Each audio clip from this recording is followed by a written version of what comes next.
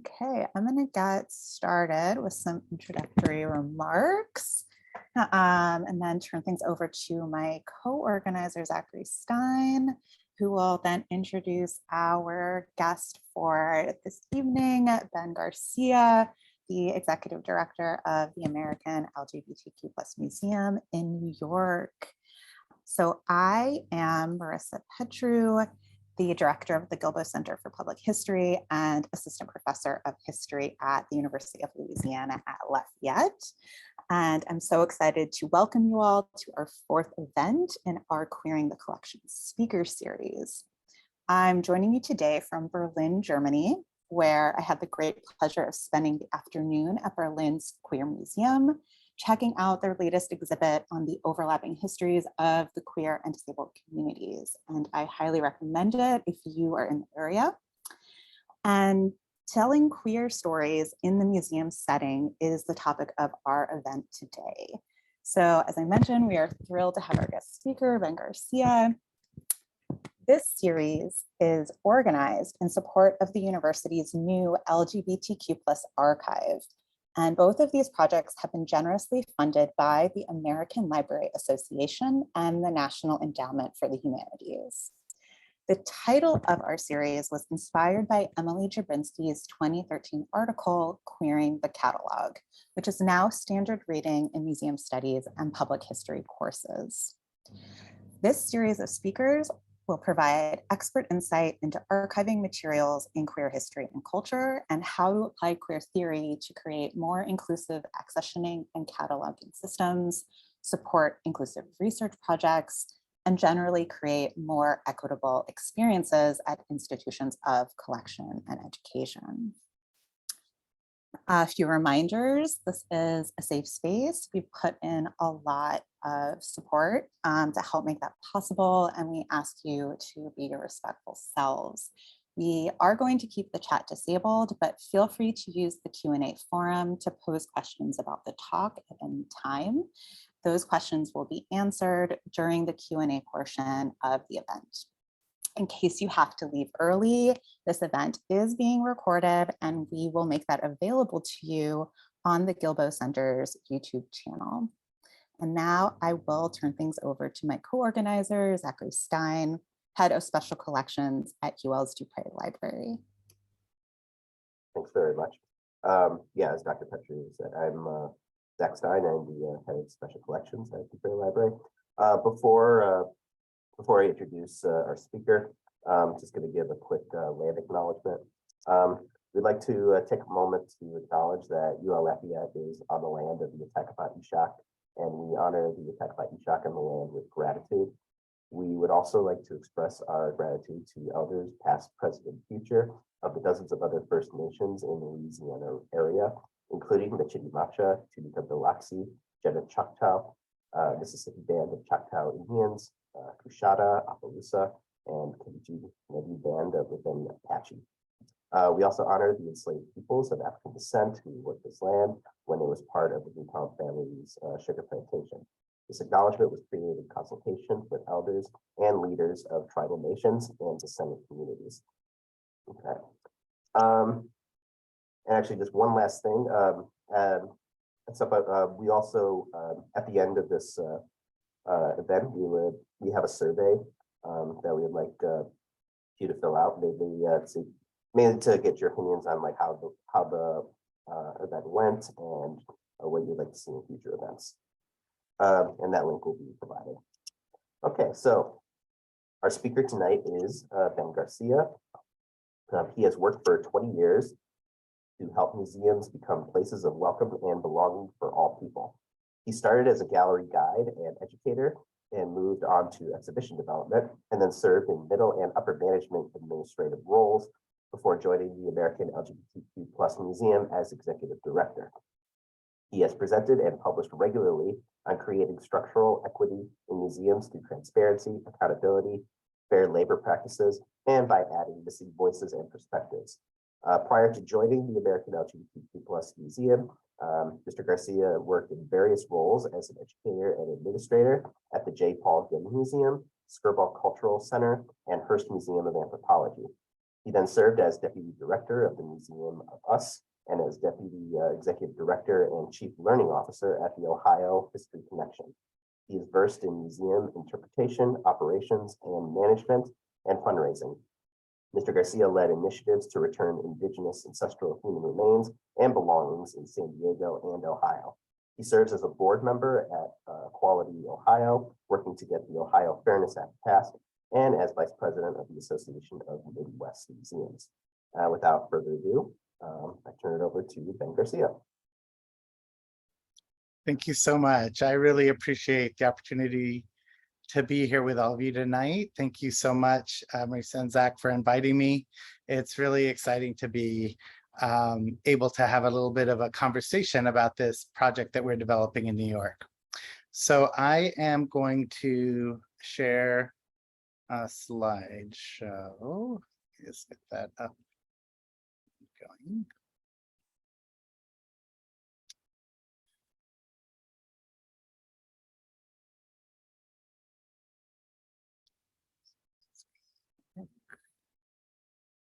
Hold on a second. All right. That is. Just want to see if I can also. No, sorry about that. Give me 1 second.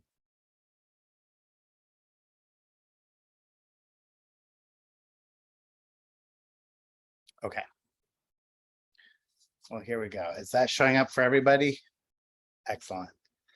There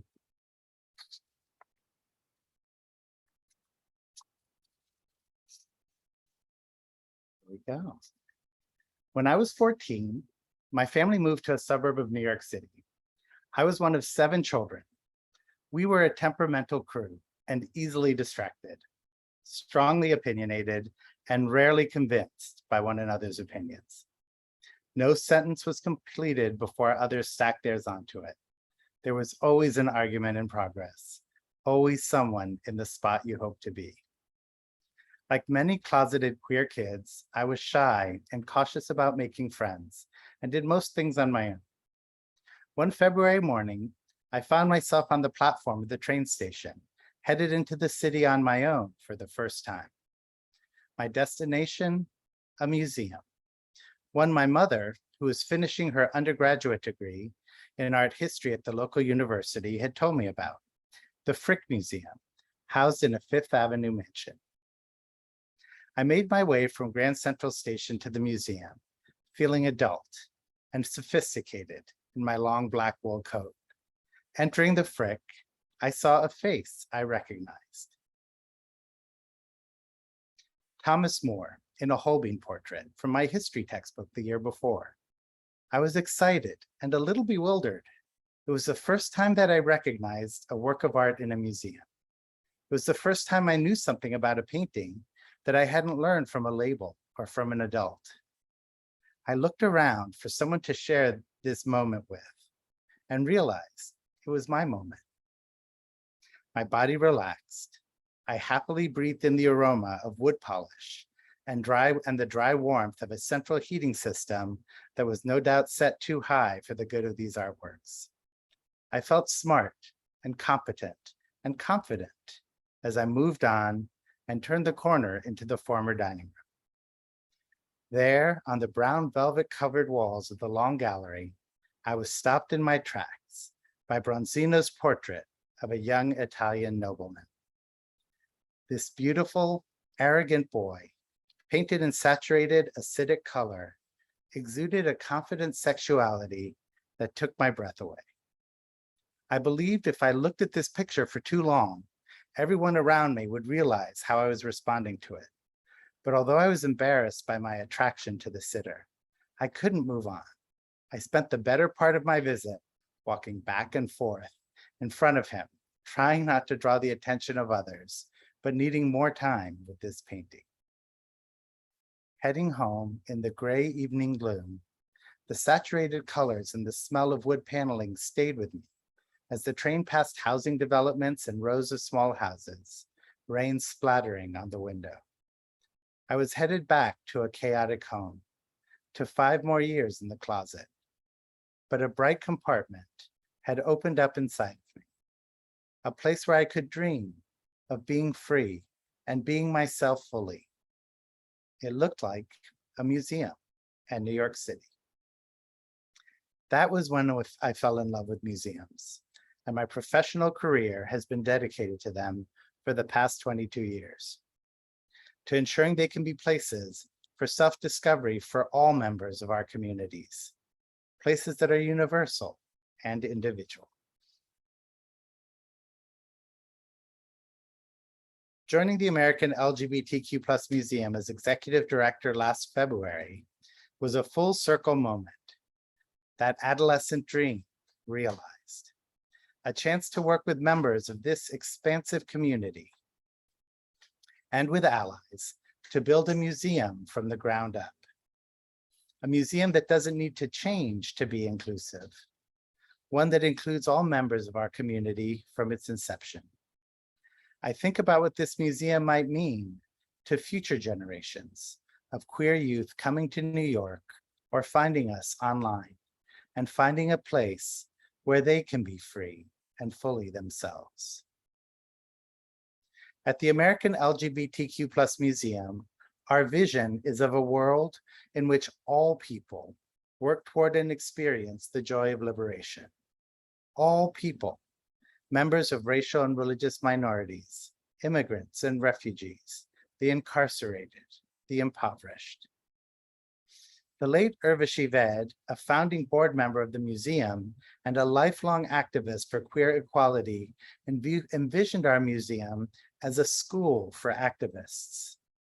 Our board chair, Richard Burns, another longtime leader in the movement, called the founding of this museum a political act. The American LGBTQ Museum will tell the stories of queer people in the United States from its indigenous beginnings to the present. Thousands of stories that haven't been told before in museums. Stories brought to life through the work of LGBTQ creatives and scholars.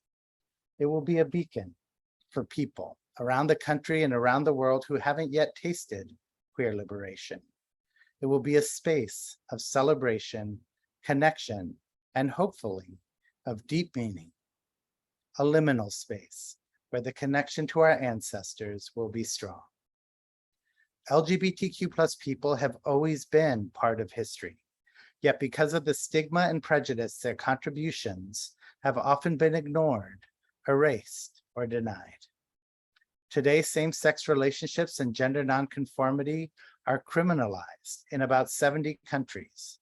More than 2 billion people around the world live in countries where the punishment for expressing their identity is imprisonment or death. In the United States and other countries where queer people successfully fought for equal rights over the past half century, there are concerted movements to roll back those recently won protections. Transgender and gender nonconforming people are particularly vulnerable today, as political parties in many democracies have made gender identity a wedge issue. To date, despite our progress on a range of LGBTQ issues, there are only a handful of queer cultural destinations in the United States and around the world. Furthermore, there remains a striking absence of queer representation in major US museums. The American LGBTQ Museum will open in New York City in a newly built addition to the New York Historical Society on Central Park West. This is an image of the New York Historical Society building looking from 76th Street toward the park. The park closest to us with the 3 large windows on the 2nd floor is the future home of our museum. In 2026, New York's first museum, founded in 1803, will become home to New York's newest museum, one that is dedicated to preserving, researching, and sharing American LGBTQ history from a queer perspective. This new museum joins the Stonewall National Museum and Archives in Florida, the GLBT Center in San Francisco, and our sister institution in New York, the Leslie Lohman Museum, as well, which you can see here, as well as a burgeoning set of European queer history museums that serve as sites for commemoration, learning, and pilgrimage. Sites like Queer Britain, the Schulis Museum in Berlin, and Ilia in Amsterdam.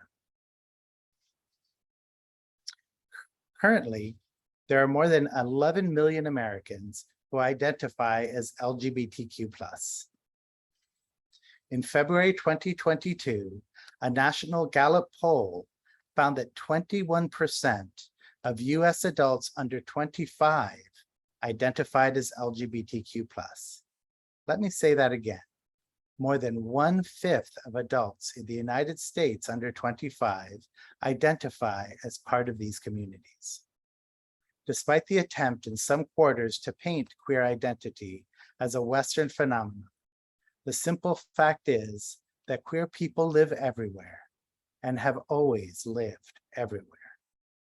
LGBTQ people live and have lived in every country, and therefore every country has an obligation to document and share that history.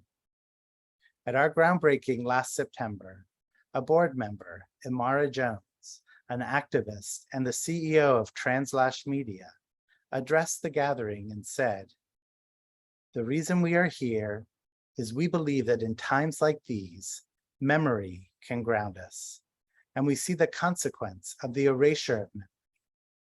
Too many people are not here today because they did not see themselves in the world.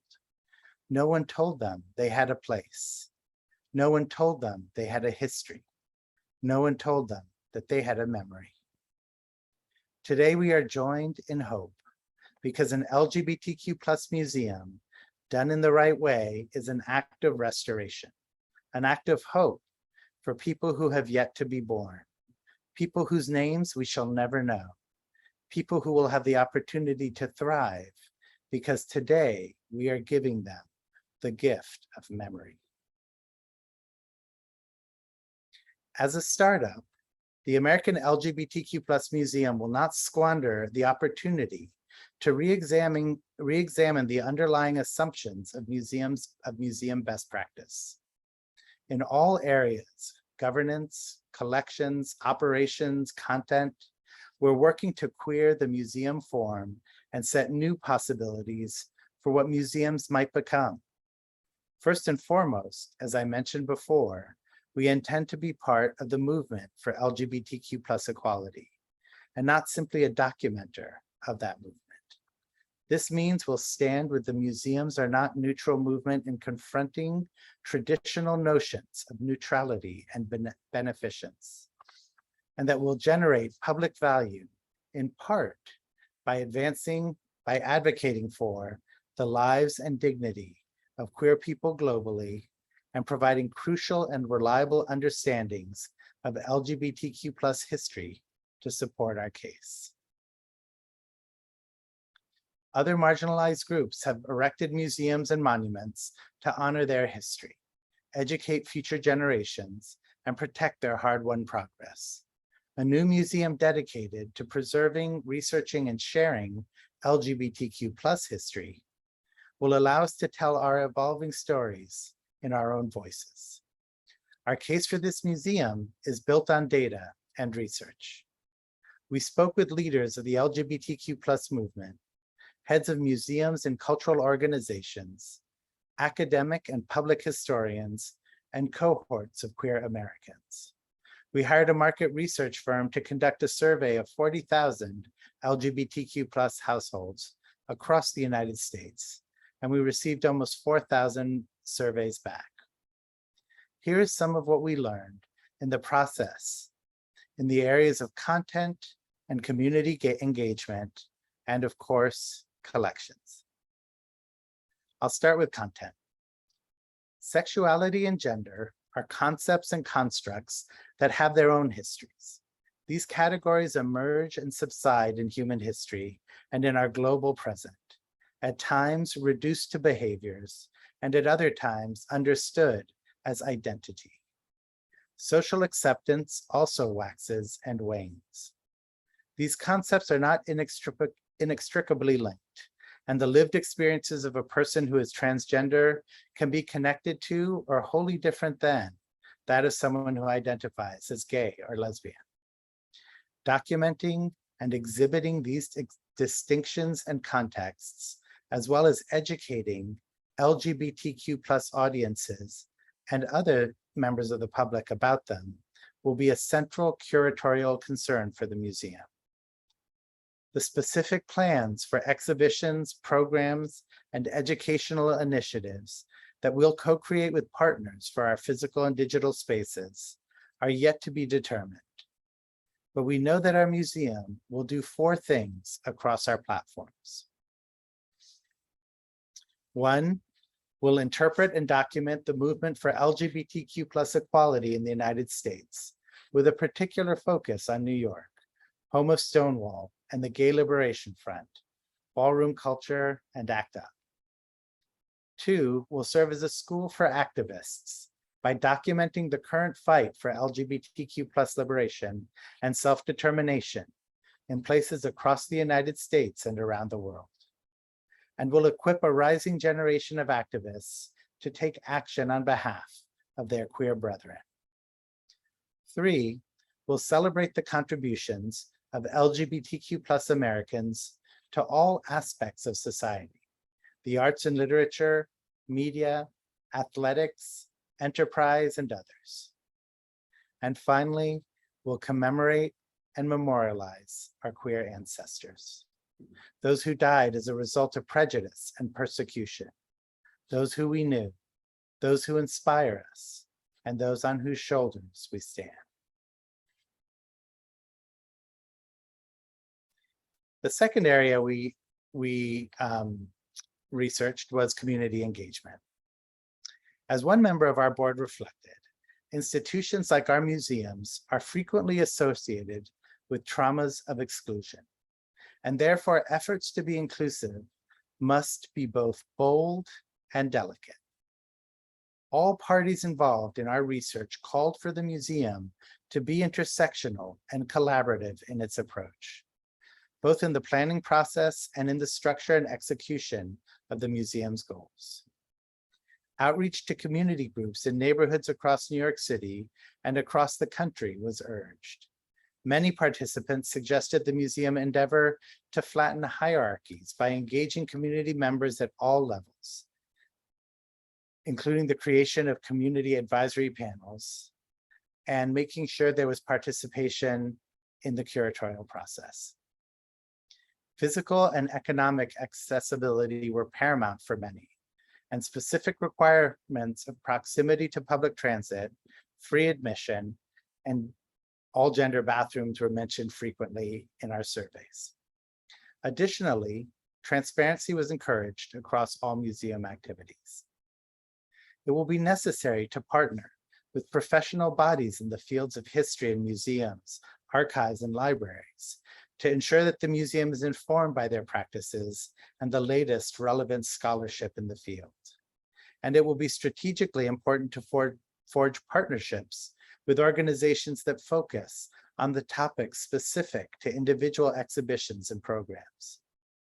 But first and foremost, as a Museum of American History, we need to identify partners around the country so that the contributions of queer activists living in Lima, Ohio, Tucson, Arizona, or Lafayette, Louisiana, are included alongside those from San Francisco and New York. The third area that I'm going to address a little more in depth because of this particular audience and context is collections. As a museum veteran, I've dedicated much of my career to decolonizing museum collection practices, and have long despaired over the acquisitive imperative of many museums. Museums that will gladly pay millions to secure a work of art while cutting staff and community outreach programs. Museums that have histories of extraction without consent, that happily accepted trophies of war and invasion. Museums that spend huge sums on ensuring artifacts are well housed, while ignoring the people outside their very walls who are unhoused. Museums that only recently have been held to some small level of accountability for these actions and attitudes. This reflex to acquire, to hold, and then to gatekeep access is something that our museum is determined to queer. Starting a collections program from scratch means that in addition to obtaining documented consent for holding a person's belongings, we can set a standard where we collect only as a last resort, rather than as a first assumption. There are about 200 LGBTQ+ archives in the US today. Some are community-run, and many are at universities and libraries.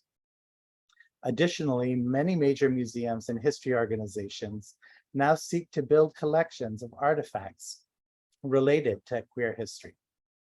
The collections committee of our board and I will take the summer and fall to arrive at a clear mandate for our eventual collections, one that articulates our place in the landscape of existing institutions. We're meeting bi-weekly with professionals in queer-run and other archives and museums to educate our board members on the particulars of holding and stewarding collections, helping them see the real costs over time, and helping them understand that not having collections also has an ongoing cost. We're working to understand the cost benefit of a number of scenarios, both in talent and treasure, and in the production of public value. Our research clearly revealed that collection means different things to different people. It can encompass, for example, books, personal papers, organizational records, works of art, or artifacts. There is undoubtedly an opportunity for the museum to collect artifacts of historical significance that would otherwise be at risk for loss, damage, or destruction, including artifacts associated with particular individuals, and to document intangible dimensions of LGBTQ+ culture through oral histories and the like. There's also an urgency around collecting queer ephemera that the archivists, librarians, and museum professionals we've been in contact with all recognize. The second wave of queer activists and leaders, those that participated in the uprisings and protests of the 1960s and led the movements for equal rights in the 70s to the 2000s, are aging. Unless we capture their recollections and stories and secure their documents and artifacts, we will lose crucial information about the movement for queer liberation. It was not recommended that the museum establish a circulating or research library because there are many fine publicly accessible libraries in New York. Similarly, it wasn't recommended that we establish an archive because such materials are already being collected by many institutions that I mentioned before, ranging from universities to standalone community-based history organizations. Rather, research showed that we should liaise with or become part of the network of existing organizations and work to strengthen that network. It was also not recommended that the museum establish a collection of fine art, given that this would compete with existing institutions, especially our sister institution in New York City, the Lasse Lohman Museum, and would require considerable financial resources for acquisitions that are not directly related to the mission of being a history organization. It's possible that some artists may be commissioned for permanent installations or special projects, and that art objects will come into the museum's collection or be displayed in exhibitions. But this doesn't mean that the museum should collect art. A clear mandate for the museum's collection was to articulate a strict and unique positioning of our collection within the landscape of existing institutions. A mandate that provides parameters for what is and what is not appropriate, given our goals. Key research findings from our interviews and focus groups when collections were discussed highlighted the need to have a mandate that focuses on the diversity and complexity of our community. The role of collections was markedly different in the interviews that we had with focus groups or with leaders in the LGBTQ community and museum professionals. For those familiar with museums, a collection is integral to the museum and its mission of preserving material culture. For those less familiar with the role of museums, the role of collections were secondary to a space dedicated to storytelling, where patrons can have experiences that teach about LGBT history and culture. Interviewees in the focus groups often discuss the importance of collection objects as central to telling the story of the museum.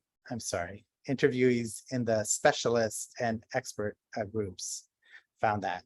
The focus groups rarely discuss collection objects.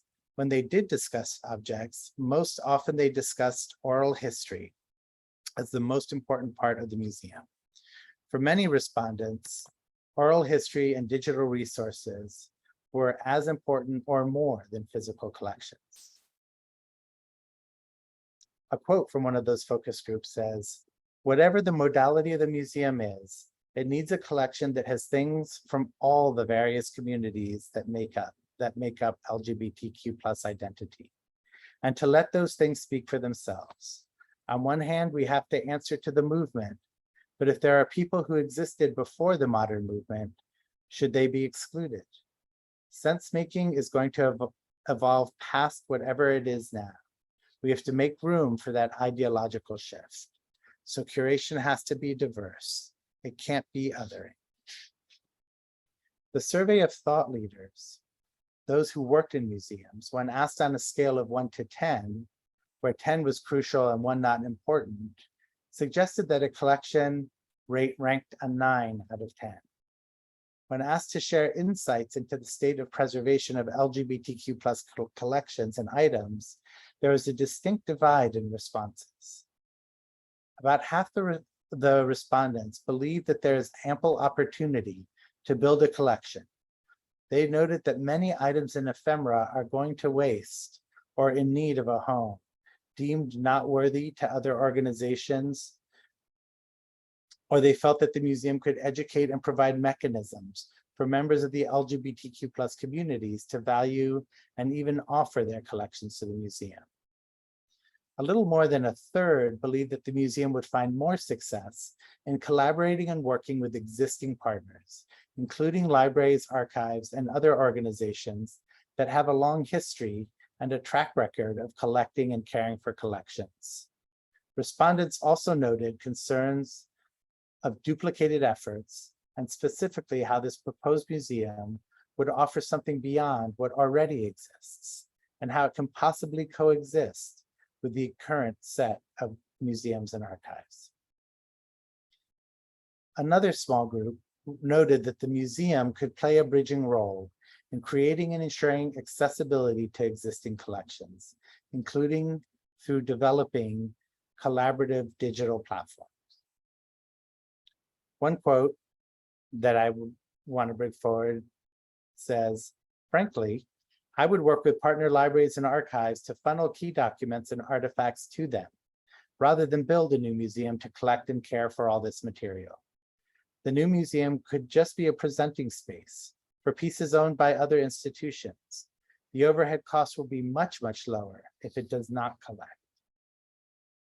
Another quote says, "Noted that finding a New York City home for LGBTQ plus ephemera and papers is currently impossible, as there are so many collections being offered to the more limited number of archives and institutions in New York City." The expert review panel also noted that the expert review panel's perspective on collections also varied based on their background, but the majority felt that the museum should collect in a narrow, targeted manner or not at all. Most respondents urged collaborating with existing collecting organizations to enhance and build on their work, rather than reinventing the wheel. Content that should be displayed, regardless if it's collected in the museum, included multimedia, 2- and 3-dimensional artwork, historic publications, ephemera, sex toys, costumes, and personal effects and papers. A quote that I'll bring forward said, "If you're going to collect, you should collect things that are not already being collected by other queer archives to create a niche for yourself." Someone else said, "Even if you choose not to collect, people will try to give you things. Be proactive in helping direct folks to appropriate repositories. This means that even without a collection, you should have a collections person on staff. Have a clear policy. This is one way to support other repositories." What I can say at this juncture is that it is likely that the collection will be developed with the intention to collaborate rather than compete with existing institutions and organizations. It is likely that the collection will be developed primarily for the purpose of display as opposed to study or research. In some cases, we may act as a clearinghouse, an intermediary, a site for triage. We aspire to identify gaps, support the existing network of collecting entities, and only acquire collections with consent and when there is no other existing institution to take them. There was a notable lack of discussion of digital and web archives in our research from 2019. As I think about the gaps and a potential role for our museum, I think about the limited progress on archiving that we've made on archiving the queer web. The Library of Congress and the Internet Archive, among others, are doing crucial work in this area, but not with a queer focus. As I think about the digital assets that will be critical to future generations of historians trying to understand the development of queer identity and the liberation movements of the 21st century, it's the websites, YouTube videos, social media posts that are created in this era and in the recent past that will tell that story. And most archives, including those with robust digital archiving programs, are insufficiently resourced to add this as a focus. As long as we're starting from scratch, perhaps we should be looking for an audacious vision for our place in the matrix of archives by taking this on as a singular focus. I'd be curious to hear from the audience about your thoughts on this and to learn about the work you or others are doing in digitizing the queer web. Starting a museum in this moment requires true humility and a listening stance. We have much to prove and trust to build. We'll need to own our inevitable mistakes and learn from them, accept external criticism, be transparent, and act mindfully. We'll need to work to expand capacity in the existing ecosystem of LGBTQ+ history and movement organizations. While honoring our physical home of New York, we need to avoid situating it as the center of the queer universe. We need to be truthful about the structural racism and misogyny that was and still is part of our communities. And we need to set careful goals and benchmarks for growth. So just that, no biggie. The progression of LGBTQ+ liberation is powerful, and a new class of LGBTQ+ museums, this image comes from Queer Britain in London, will document that progress. However, as we see in the United States and around the globe, our progress is not universal, nor is it guaranteed. All of us, and none more so than our transgender and gender non-binary siblings, continue to weather attacks from those who fear us. And so more than anything, we need museums of queer history and culture to serve as sites for recharging and re-energizing. Because if we've learned anything in this new century, it's that the pendulum continues to swing, and rights we win one year will be under threat a decade or 5 later. Queer museums need to equip visitors for a life where the fight for our liberation is a daily one. To mix together inspiration, knowledge of the past, connection with our ancestors, and ideas for how to engage the fight.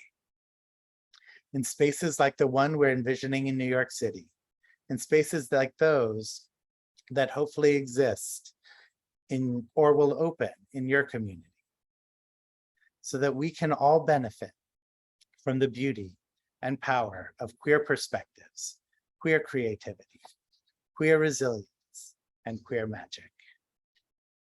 Thanks so much.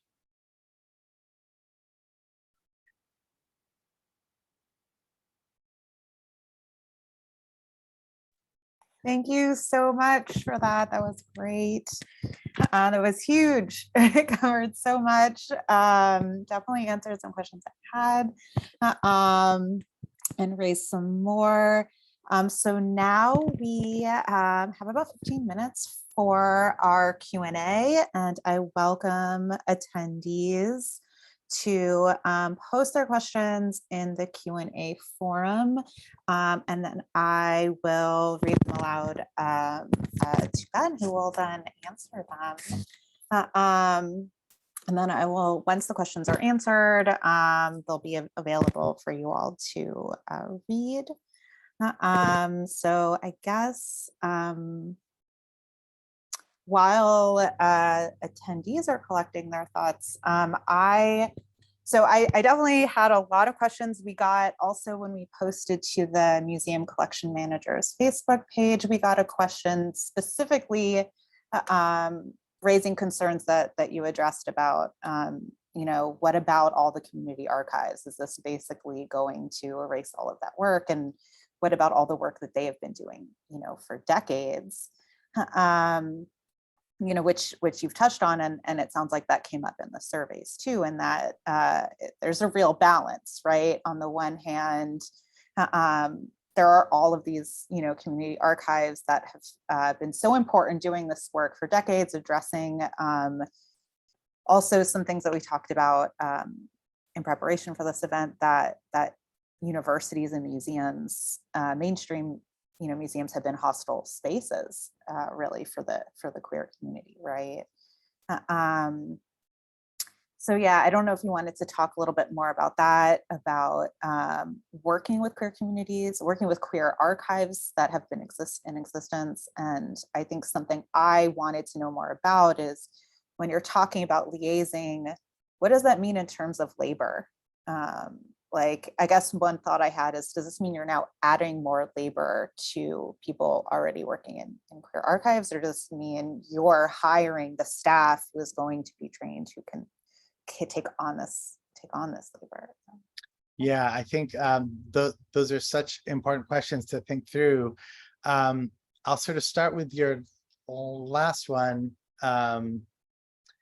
because I do think, there is a platform that we will have, given our position, our positionality, the fact that we're in New York, the fact that we are sort of taking on national scope, and that we are, a place that resources will potentially be channeled to. I briefly mentioned in my presentation that as I talk to the board, as we educate the board about how important it is to clarify our position around collecting, that there is a real cost to not collecting, and by that I mean a real financial cost, and because we will want to make sure that we are, as you said, putting resources into the existing matrix, putting resources in the form of staff dedicated to those community partnerships, putting resources toward those partners we want to engage with, so that they can do the work of working with us without being expected to do that simply out of sort of collegial, supportive, relationships. I think, this whole idea of paying all categories of people, whether they be interns or consultants, for their labor, is something that thankfully nonprofits and museums are looking at more carefully, and universities as well. And the beauty of being a startup is you are not, you're setting those budgets from the beginning, so you can grow more slowly, but build in the kind of economic equity that's required for our field, because it's not like you have to try to then course correct for a bunch of existing relationships. So yeah, so I think there are so many ways in which we need to just be respectful and listening and really hear from our colleagues working in community-based archives and in other archives, what the needs are and what they think an organization like ours might do. For me, it's really about the gaps, and what are the gaps that first and foremost benefit the community of archives, and then gaps, beyond that are secondary. But I'm curious, I mean, just from you or from anyone on the call right now, what you think about this question of digitizing the queer web. I mean, as we think about what are those spaces that would be helpful to the entire community of queer archives and to queer researchers and historians, it's a hugely complicated and expensive thing to think about undertaking. But I think if you are in the business of creating a national vision for a queer museum, it seems like this would be something, I know people working in archives who are wishing they could get to this, but know that they're not going to. And, I just want, I think about it as something that might provide relief to our colleagues to know that there's another place that's taking this on, one that has a particular focus on the queer web. But I'm curious what you all think about that. Does that just feel completely unrealistic? Are there organizations that I'm not thinking about or I don't know that are doing this that we should be lending again our resources and support to, or does this actually feel like a real opportunity or a real gap?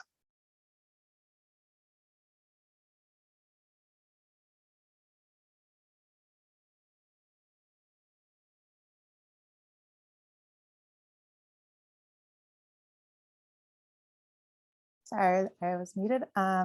So we have a question from Alexandra Coletta. I hope I'm pronouncing that correctly.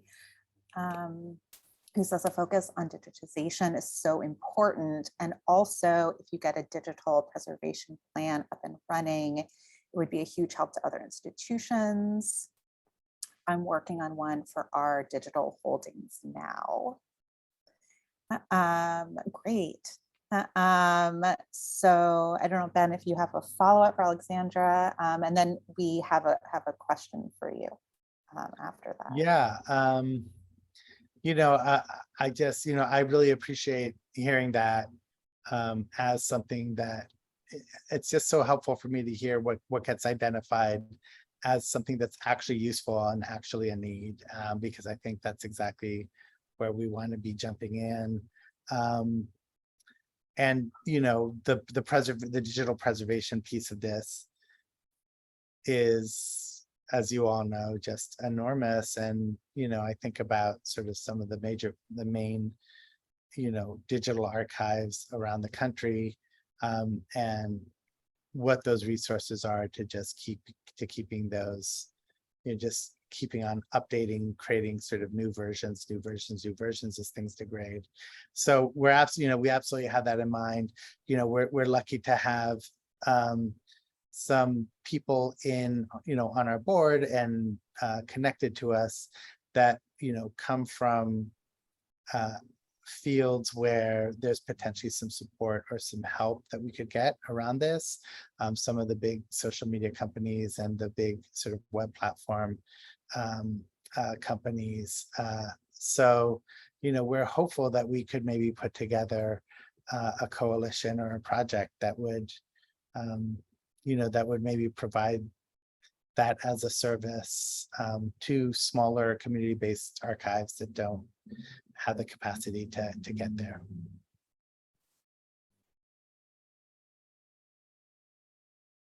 So we have a question from Kevin Bessie, who is saying, I'm not sure what digitizing the queer web means.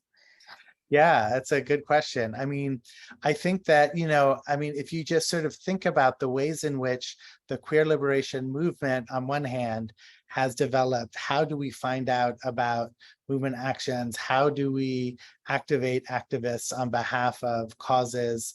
Um, so much of that, has been happening since the advent of the web through social media.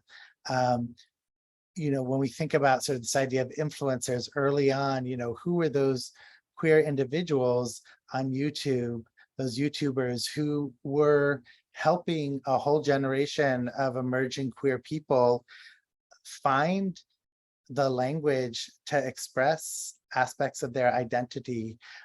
These are artifacts that we want to keep, the TikToks and the YouTubes and the Facebook posts and the earlier sort of platforms, both as a way of understanding, how did we get to 21% of the US adult population under 25 recognizing themselves as part of our communities.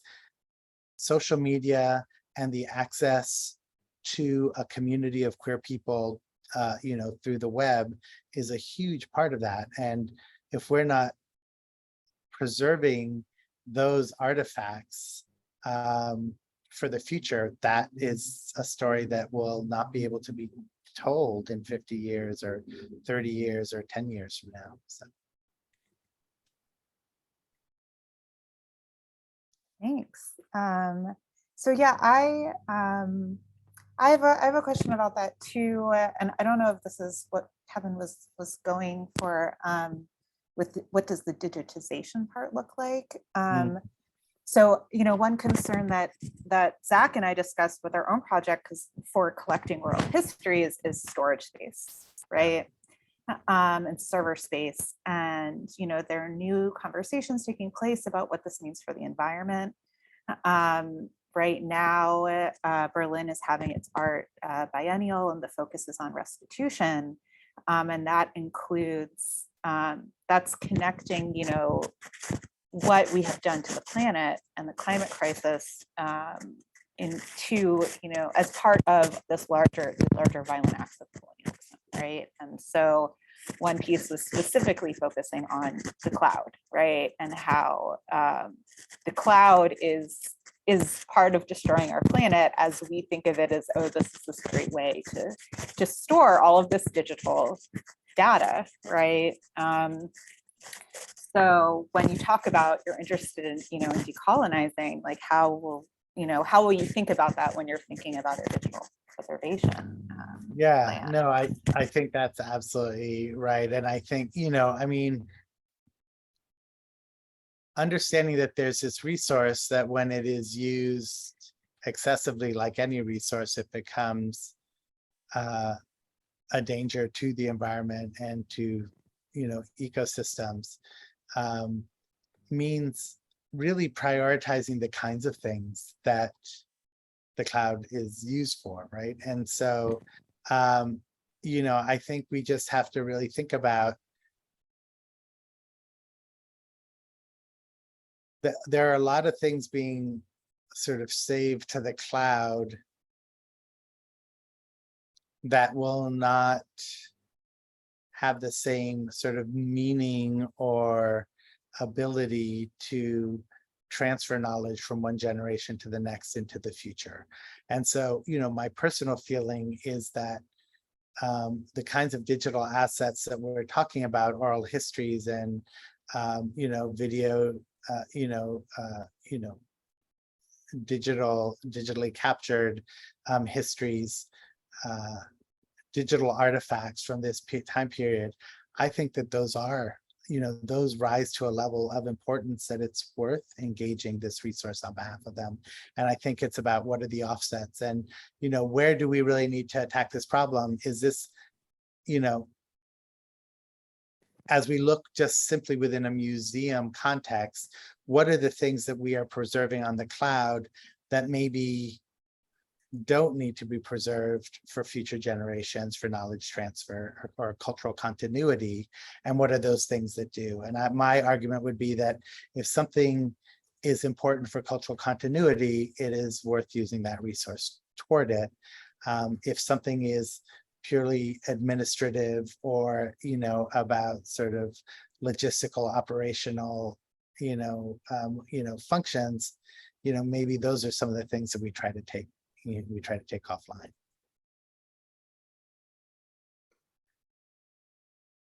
Thanks. Yeah, I mean, I agree. I think it is important to figure out how to preserve all of this wealth of digital material. Yeah, because there's so much there.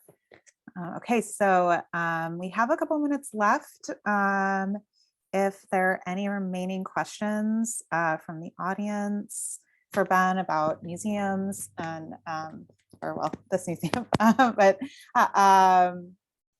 and the work being done, or with community archives. We've definitely had attendees in the past asking about advice for creating community archives, or perhaps even a community museum, if any of you here are thinking about that.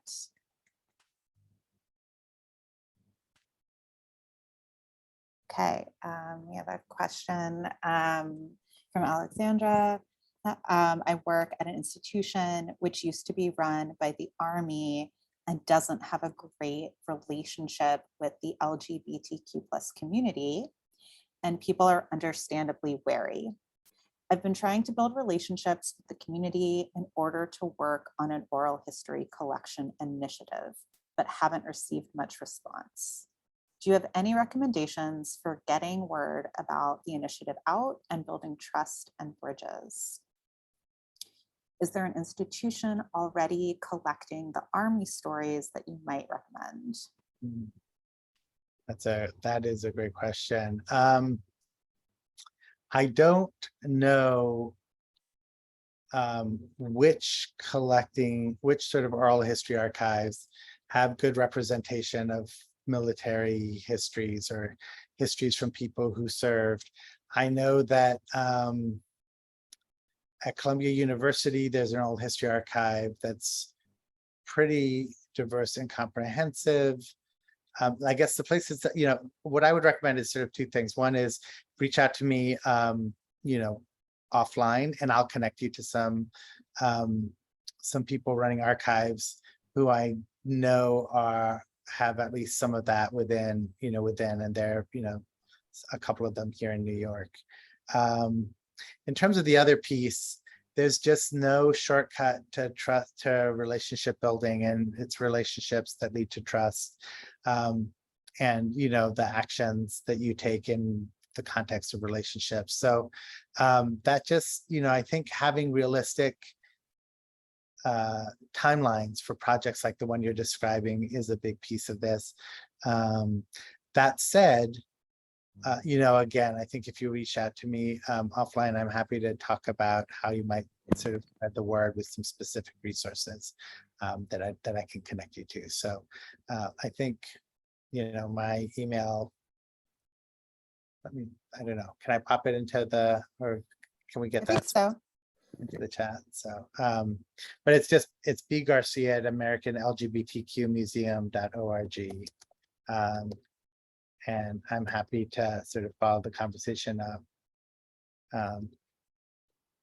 with anyone who, who would like to talk about anything specific after this.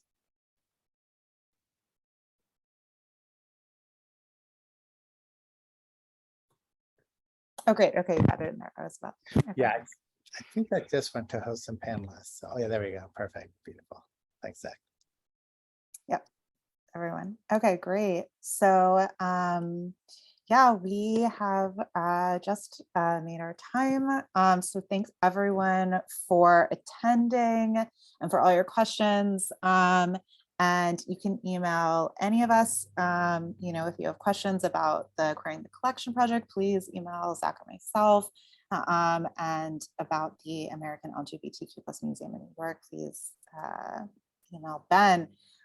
We definitely look forward to hearing from you. Our final talk is on September 28th with Bridget Johnson Pride. We're really looking forward to this event. And we hope you can join us, and we will be posting the flyer and promoting the event shortly, so you can have the access, have the link to register for that event. So thank you all for joining us today, and have a great evening.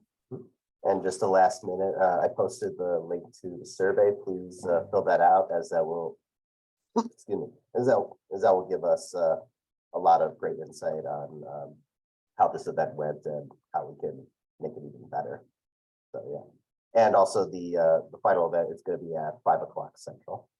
So yeah, so thank you all very much. Thanks, everyone. Thank you.